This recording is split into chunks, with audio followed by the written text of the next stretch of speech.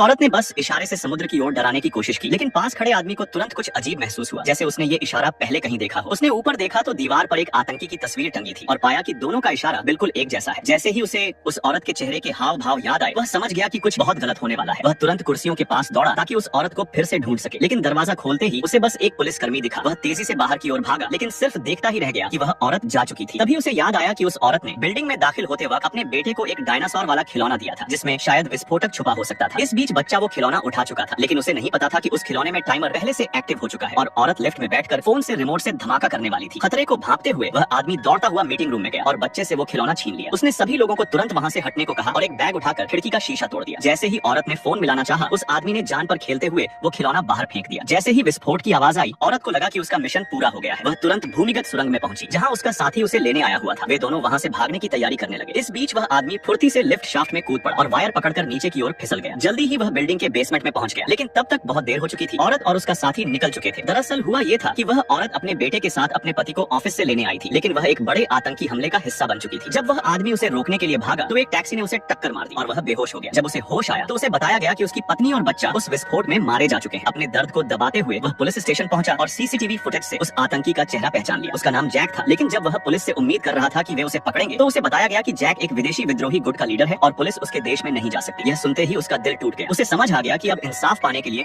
उसे खुद ही कुछ करना होगा। इस तरह वह बदले की राह पर निकल पड़ा, लेकिन जैसे ही वह शहर में जानकारी इकट्ठा करने लगा, वहाँ की पुलिस ने उसे अवैध घुसपैठिए के रूप में पकड़ लिया और जेल में डाल दिया। और उसी जेल में कई बागी भी कैद थे। रात को विद्रोही जेल पर हमला कर अपने लोगों को छुड़ाने आए। उनका लीडर कोई और नहीं बल्कि वही जैक था। उस आदमी ने मौके का फायदा उठाकर विद्रोहियों की गाड़ी के नीचे छिपकर उनके अड्डे तक पहुंच गया। उसने जैक की लोकेशन कंफर्म की और गैस सिलेंडर के पास एक टाइम बम फिट कर दिया। लेकिन वहाँ से निकलते वक्त उसने एक माँ और बच्चे को देखा, जिससे उसे अपनी पत्नी और बच्चा याद आ गए। वह जोर से चिल्लाया कि वे वहाँ से भाग जाएं, लेकिन औरत ने उल्टा शोर मचा दिया। वह औरत कोई और नहीं बल्कि जैक की पत्नी थी। जैक बाहर आ गया और बम फटने से पहले ही बच गया। उस आदमी को पकड़ लिया गया, लेकिन जैक की पत्नी, जिसने देखा कि उस आदमी ने उसके बेटे की जान बचाई थी, उसने उसे वहाँ से भगाने में मदद की। उसने यह भी बताया कि जैक अगला हमला इंटेलिजेंस एजेंसी पर करने वाला है। वे दोनों वहाँ से भागे और गुप्त एजेंसी के एक एजेंट को सारी जानकारी दे दी। इसके बाद एजेंसी ने पूरी बिल्डिंग को घेर लिया और दोनों को मीटिंग रूम में ले जाकर जैक की योजना का विश्लेषण करने को कहा। लेकिन किसी को नहीं पता था कि यह सब औरत की एक साजिश थी। असली बम उसी बच्चे के खिलौने में था, जिससे कहानी की शुरुआत हुई थी। अच्छी बात यह थी कि उस आदमी ने समय रहते दरवाजा बंद कर दिया और दोनों को भागने से रोक लिया। उसने गैस पाइप काट दिया। जब औरत वापस लौटकर उसे मारने आई तो उसे नहीं पता था कि पूरी सुरंग गैस से भरी हुई थी। इसी गैस में जैक और उसकी पत्नी की मौत हो गई। इस तरह वह आदमी